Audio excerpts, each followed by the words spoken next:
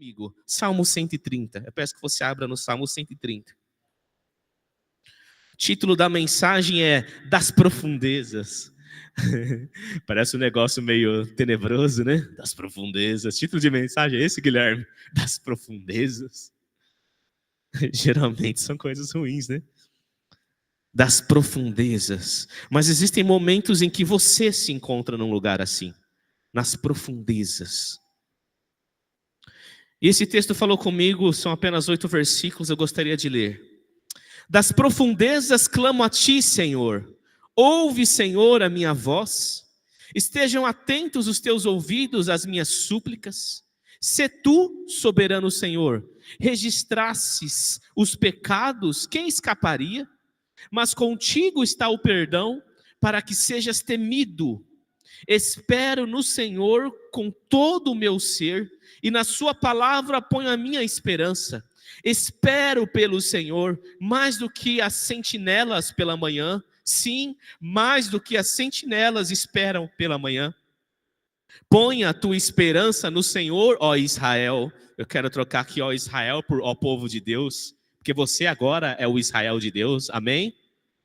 Põe a tua esperança no Senhor, ó povo de Deus, pois no Senhor há amor leal e plena redenção. Ele próprio redimirá Israel, vou traduzir, ele próprio redimirá vocês e eu de todas as suas culpas. Amém?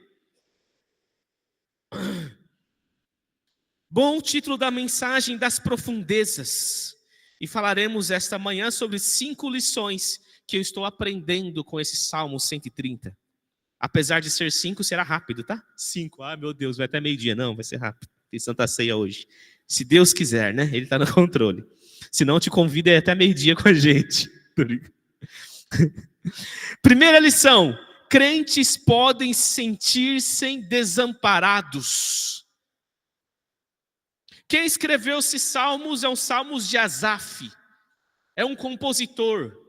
É um cara que, se você fosse falar assim, na época de Davi, religioso, expressões de Deus, homem santo, dedicado ao Senhor, dedicado a oferecer louvores ao Senhor no templo, nos lugares, para a comunidade, dedicado a compor. De repente ele compõe uns salmos que todos vão ouvir, e o que ele está dizendo é: das profundezas clamo a ti, Senhor. O que o povo vai olhar para um dos seus líderes e dizer: nossa, ele está talvez em depressão? Sim. Ele está talvez tão triste que ele não consegue dizer de outra forma onde ele está? Sim. Então a primeira lição que eu tenho aprendido com esse salmo é que você pode sentir-se desamparado, mas não estar desamparado, tá me entendendo? O nosso sentimento é uma coisa, a realidade é outra. Então ele começa o salmo dizendo: ouve, Senhor, das profundezas clamo a ti, Senhor. Ouve, Senhor, a minha voz. Estejam atentos os teus ouvidos às minhas súplicas. E outra questão que você pode perceber, por que ele está dizendo assim? Eu já preguei aqui em tempos atrás sobre cânticos dos degraus, ou cânticos de romagem, né? Romaria de Roma, né? Ir a Roma, aqui no caso, ir a Israel. E por que chama cânticos de degraus também, ou cânticos de romagem? Na sua Bíblia vai estar embaixo dos Salmos. Porque eles saíam em peregrinação até Jerusalém e eram obrigados a fazer isso. Mas quando chegavam próximos do templo, lembre-se que representa a presença do Senhor por causa da aliança dele, né? Não é a arca da presença, é a arca da aliança dele. Eles tinham uma escadaria para subir. E essa escadaria, eles sabiam fazer escadas, muito bem, faziam templos. E essa escadaria, ela era irregular. Ela era partes longas, degrau curto, degraus altos, degraus mais baixos. E por que isso que eles faziam isso? Intencionalmente. Porque quando você chegava nesse final, que era subir ao templo, ninguém podia subir desrespeitosamente. E esse cântico é um cântico de degraus. Então, quando ele chegava lá e começava a subir a escada, se você subisse como uma escadaria normal, já contando, acostumado com a altura dos degraus, você subiria com a cabeça normal, você está acostumado, treinado. Não é assim? Quem já tropeçou em escada que era irregular? Você vai, depende se seu pé está acostumado, tropeçou no... Eles faziam intencionalmente tudo irregular, para que aquele que se apresentasse, viesse à presença do Senhor, tivesse que subir com muito cuidado e sempre cabeça para baixo, medindo cada passo, contando cada passo. Entende? E por que isso falou muito comigo?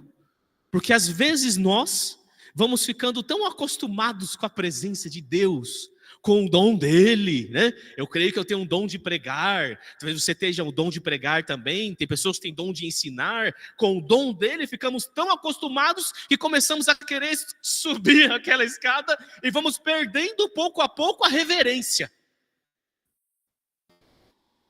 Mas aí o Senhor coloca, intencionalmente,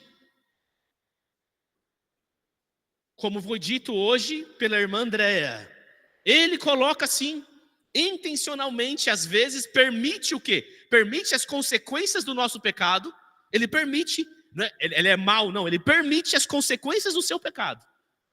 Ele poderia olhar para você e falar assim, pediu perdão, tá bom, mas eu vou permitir as consequências desse seu pecado, para que quando você lide com as minhas coisas santas, você lide com mais reverência.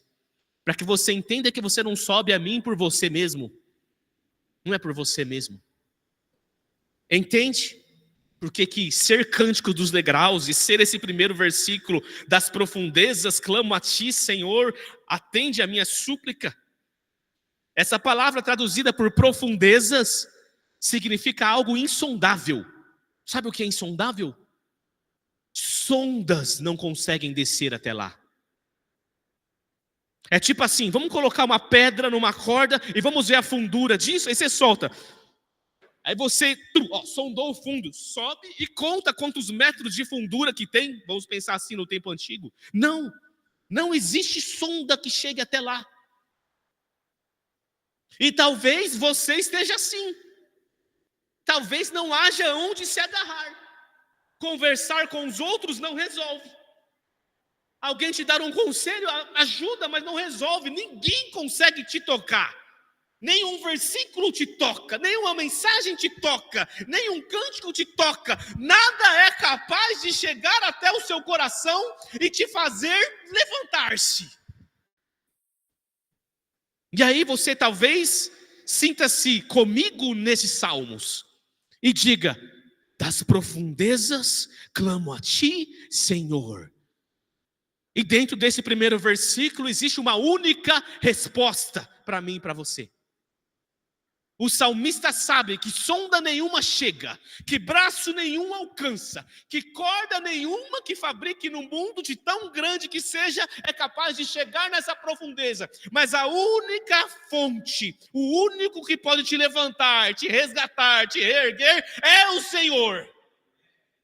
Por isso o clamor dele é ao Senhor.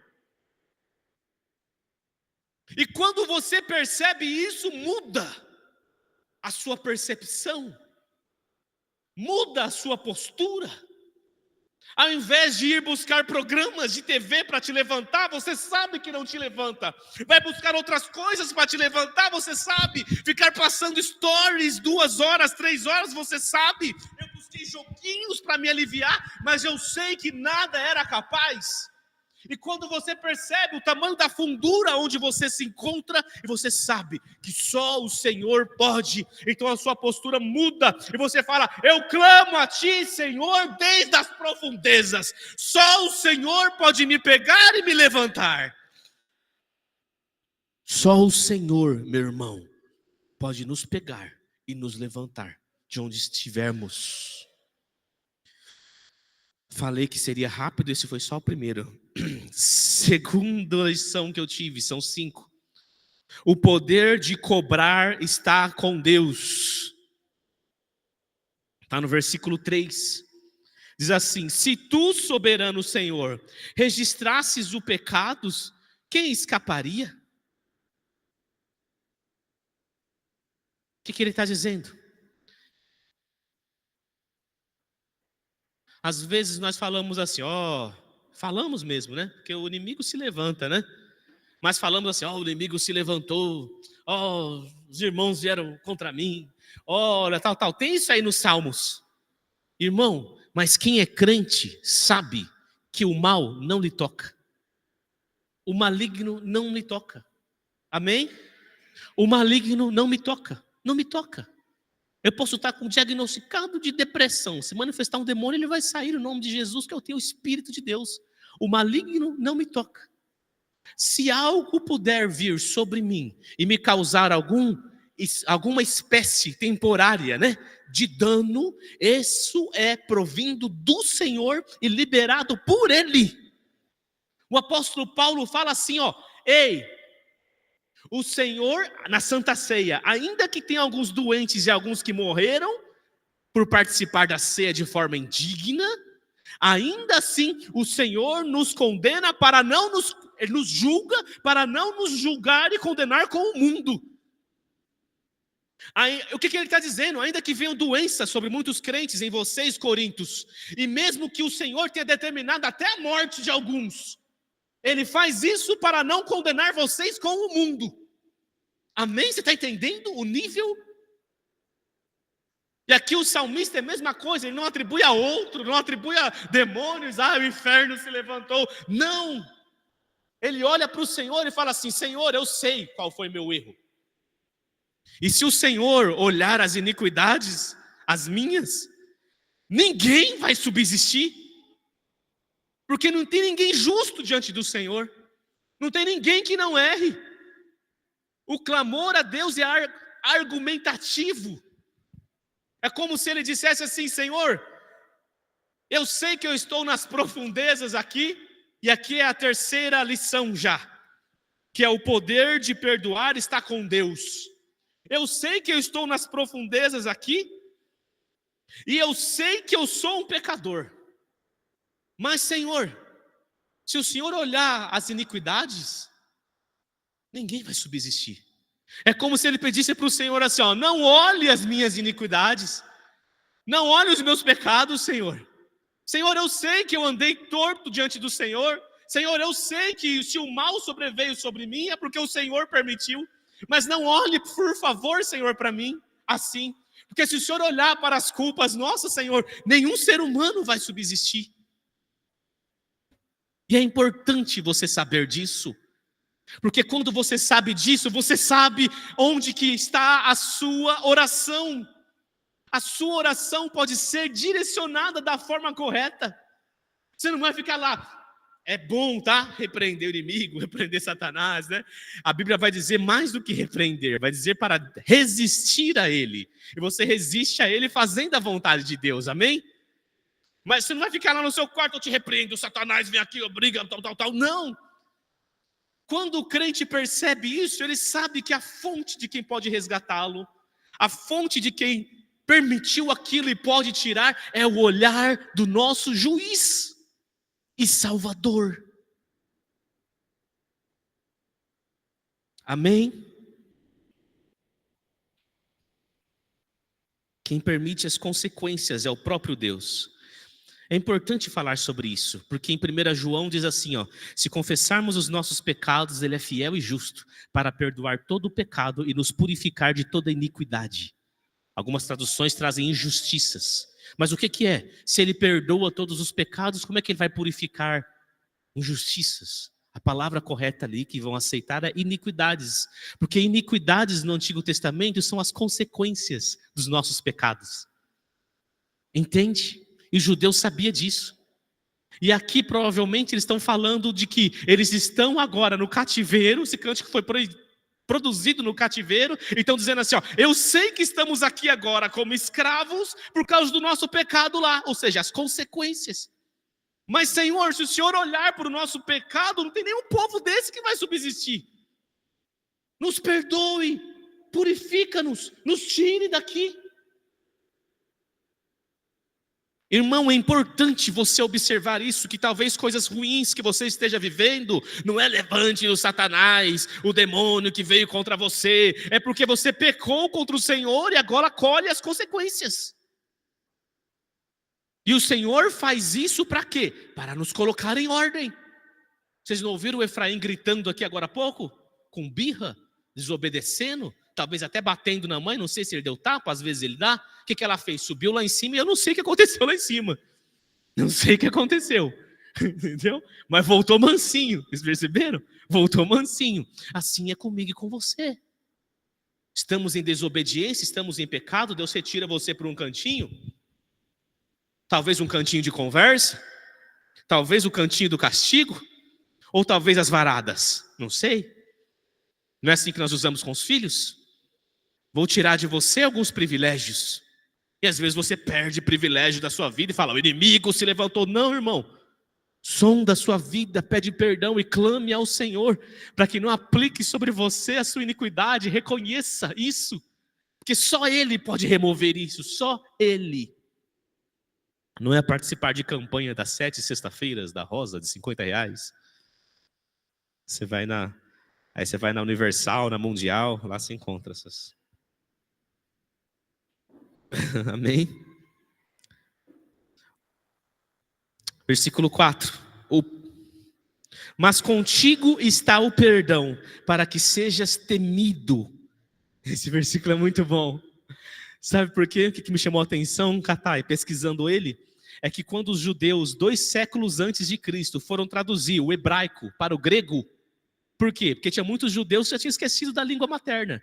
Imagina, qual que é a sua ascendência? Tem algum aqui que veio, né? De alemão, talvez, de sueco, né? Outros vieram da África, como eu, ou indígena, eu não sei minhas línguas originais. Então os judeus, por tantos domínios, perderam o hebraico e o aramaico, não sabiam. Então eles precisavam traduzir o Antigo Testamento para o grego, que era o que dominava, porque eles próprios pudessem. E quando eles foram traduzir essa palavra, contigo está o perdão, na Septuaginta, que é a versão grega, eles traduziram como propiciação. Isso é fantástico. Porque se eu falar perdão para a nossa cultura, você vai falar assim, ó, perdão, perdoa. É como Alá para os muçulmanos. Não existe propiciação, não existe sacrifício. Tá? Eles vão dizer assim, ó, não precisa de Jesus, não precisa de sacrifício, não precisa de nada. Por quê? Porque Alá é pura misericórdia. Mas aí eles têm um problema. Qual que é o problema? Onde está a justiça? E diferente de Alá, Yahvé, que é o Deus de Israel, Deus do nosso Senhor Jesus Cristo, eles já sabiam que não há perdão sem derramamento de sangue. Você entende? Por isso, quando eles foram traduzir para o povo que já estava grego, eles pensaram assim, eles não vão entender se eu falar perdão, eles vão achar que é de graça. Eles vão achar que Deus simplesmente fez. Mas nós precisamos colocar propiciação para eles que não compreendem mais o hebraico e nem a história, para que eles compreendam que o perdão para eles é de graça, mas para Deus custou. Ele pagou. Propiciação Ele fez algo que tornou propício você a Ele, foi Ele quem fez. E nós entendemos que é o envio do Senhor Jesus Cristo. Ele pagou os seus pecados. Por isso, se traduzirmos apenas perdão, ninguém vai entender. Mas se colocarmos aqui no grego propiciação, vocês vão entender. Porque desde Adão e Eva foi matado um cordeiro para poder fazer roupas de peles para eles. Eles sabem que o perdão custou para Deus. Amém? Mas contigo está o perdão, para que sejas temido.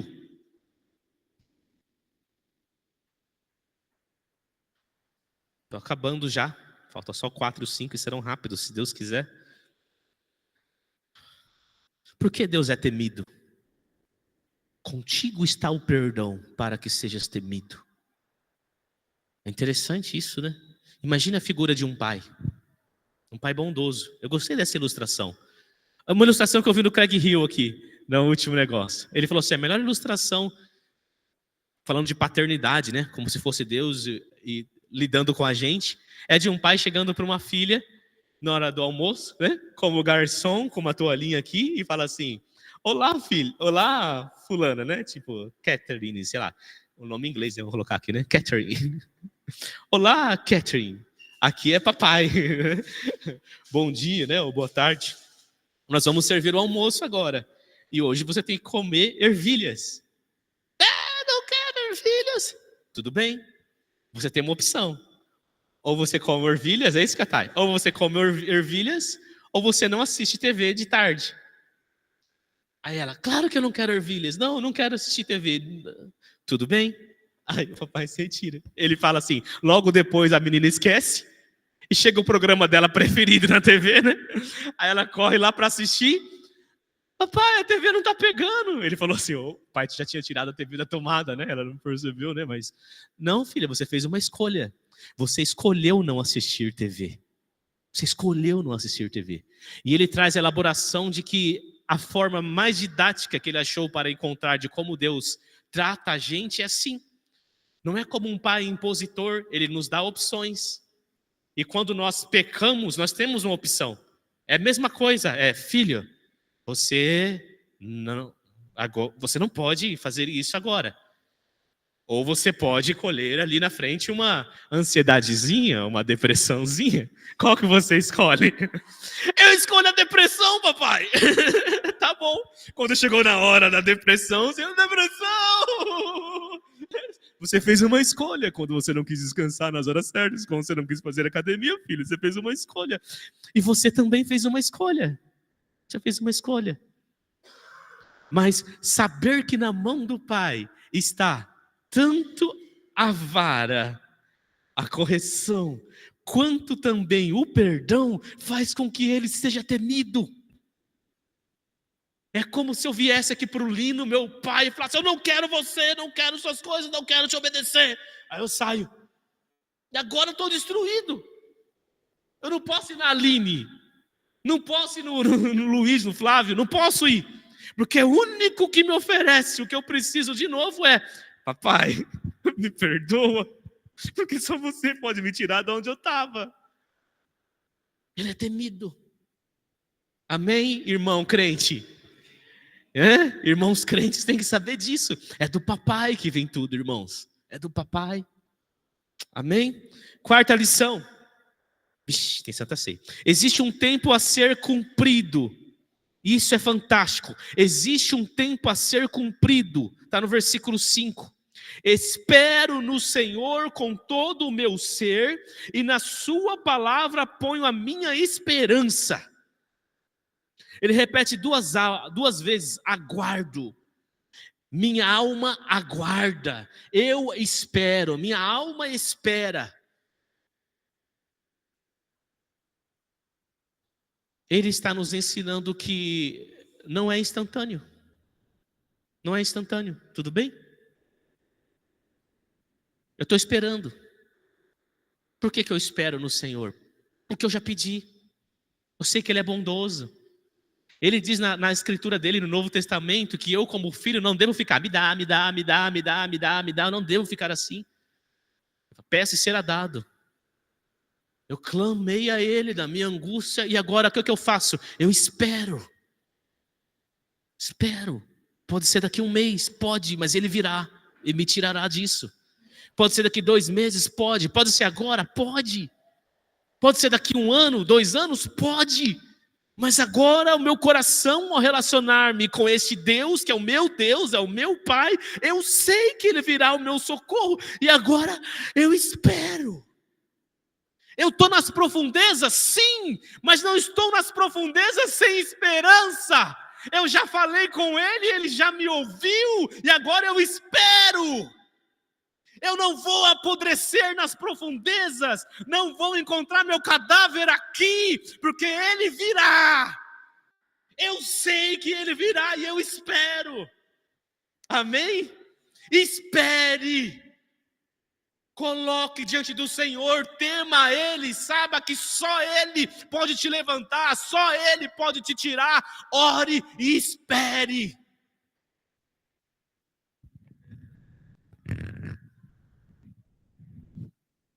Ele diz, eu aguardo na tua palavra. Amém?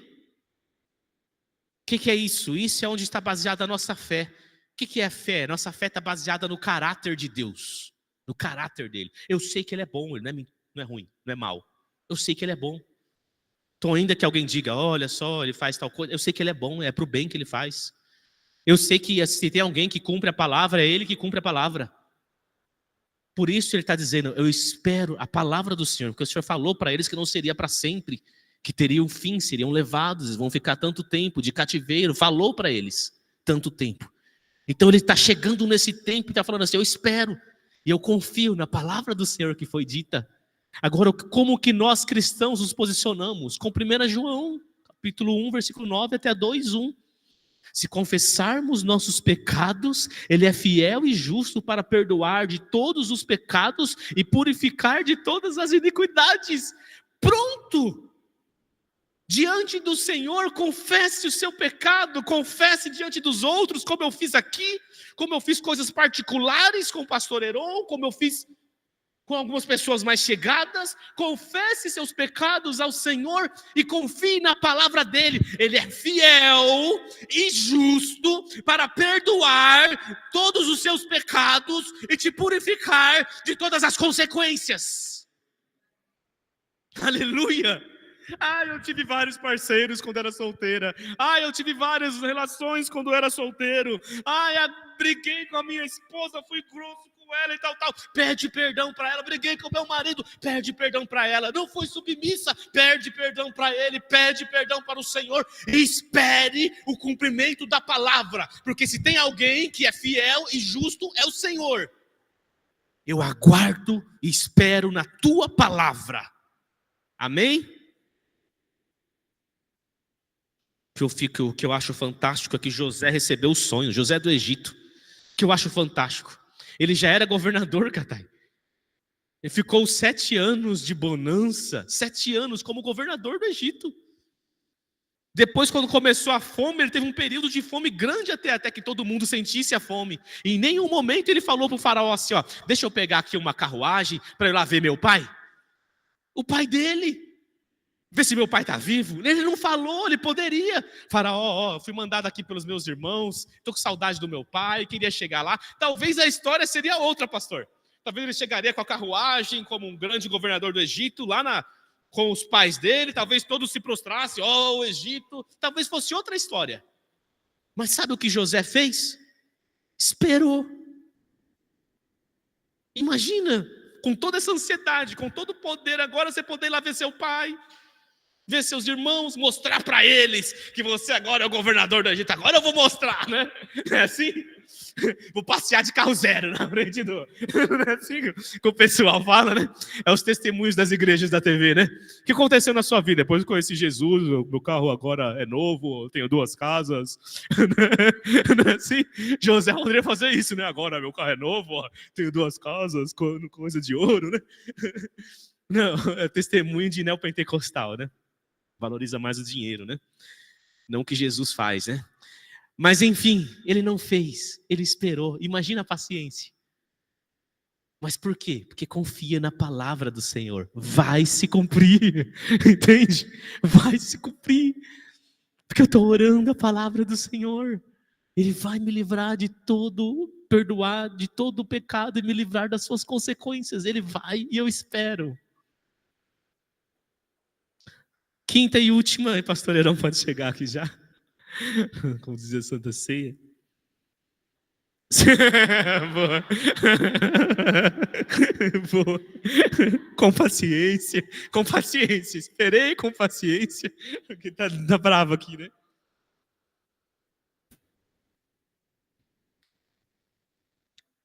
A 5ª, ele expressou um sentimento genuíno de solidão. Não é apenas lá as profundezas. Está no versículo 6. Espero pelo Senhor mais do que as sentinelas pela manhã. Sim, mais do que as sentinelas esperam pela manhã.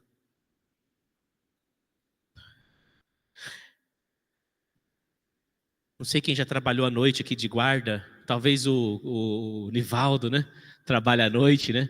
Tem mais alguns irmãos aqui que façam à noite. Não sei se o Lino passa à noite. Mas quando você está trabalhando à noite, deve ser triste, né? Ainda mais se você for guarda, que você está sozinho. Você olha e está escuro. E está todo mundo dormindo, descansando. E você está lá lutando com o sono. Todo mundo está descansando, todo mundo está no seu momento, ou está com suas famílias em casa, ou você tem que estar lá.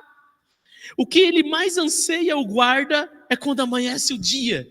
Porque quando amanhece o dia, aí então ele pode sair do seu trabalho e ir descansar como os outros. Irmãos, mas não é o que ele está dizendo aqui, é uma ilustração. Não é apenas, vou esperar amanhecer o dia. Por isso que eu disse que é um sentimento genuíno de solidão, ele expressa. Porque ele diz, é como se você estivesse sozinho. E sozinho na noite. Enquanto todos estão bem, descansando em suas casas, você está sozinho na noite. É como se você olhasse para o lado e nada pudesse, da mesma forma que as profundezas, se socorrer. E o que você mais espera, o vigia, é o que o sol nasça. E ele sabe que o que ele mais espera é o dia que o Senhor virá resgatá-lo daquela situação. E quando se repete em Salmos 2 vezes a mesma frase, ele está dando uma maior intensidade ainda. Senhor, eu espero como os vigílias esperam pela manhã. Sim, Senhor, como os vigias esperam pelo nascer do sol pela manhã, eu espero o Senhor. Eu estou sozinho e espero o Senhor. Amém?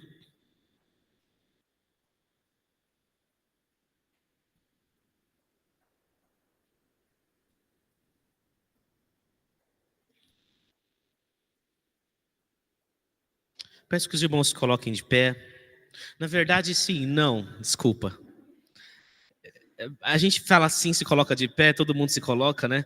Eu quero que você, que essa mensagem falou com você, e você se sente assim, nas profundezas. Você compreendeu qual foi seu pecado, e você quer confessá-lo para o Senhor agora. E aqui mesmo, ou chegar na sua casa, você quer fazer uma oração sincera, você quer abrir, vou te dar um conselho, abra o Salmo 130 na sua casa, que você aprendeu aqui agora um pouco, e se quer chorar, chore, e fale para o Senhor, confesse seus pecados ao ler. Mas eu queria que só você, que Deus falou com você, e você que está se posicionando esta manhã, se colocasse de pé, para que nós pudéssemos orar por você.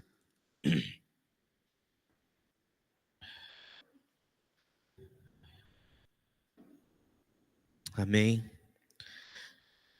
O versículo 7, só para ler, ele encerra: põe a sua esperança no Senhor. Eu quero dizer isso para vocês. Até agora ele fala algo pessoal dele. E agora ele diz para todo o povo. Eu quero dizer para vocês que estão de pé: põe a tua esperança no Senhor, ó Israel. Pois no Senhor há amor leal e plena redenção. Ele próprio redimirá Israel de todas as suas culpas. Ele próprio redimirá você de todas as suas culpas. Eu vou cantar Renovo, e eu quero que você sozinho abaixe a sua cabeça, você que se colocou de pé, e ore ao Senhor antes, confessando ao Senhor seus pecados, clamando ao Senhor, dizendo para Ele: amém. Renovo, o que eu quero é renovo, para te sentir de novo,